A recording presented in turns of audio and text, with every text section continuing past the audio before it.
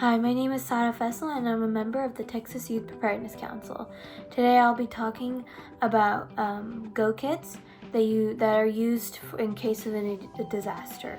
And a Go Kit is basically something you keep in case there's an emergency and you need to either evacuate really quickly or shelter in place and don't have time to run around to get things. And so to start off, a Go Kit should have 3 days worth of non-perishable food and water, and that should be enough for the amount of people that are living in your house with you. So I have, including me, 5 other people in this house, and so I need that much food and that much water for 3 days for each person. And then other than that, you need a first aid kit. So it should include anything you need in terms of first aid, like bandages, medications, scissors to cut since the bandages, gauze, and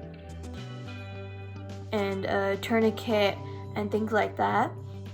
And then you need flashlights, batteries. Your important documents should all be in a waterproof bag that you can keep everything in there. And those important documents are things like your passport, your birth certificates, your social security cards, and other documents that are like you need in terms of legally.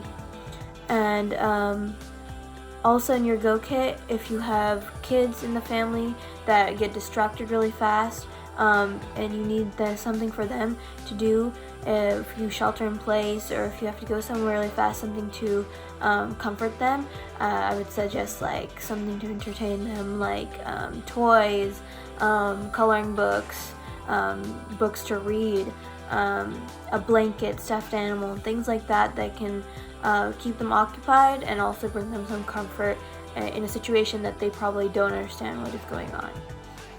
Thank you for listening. I'll see you guys next time. Bye.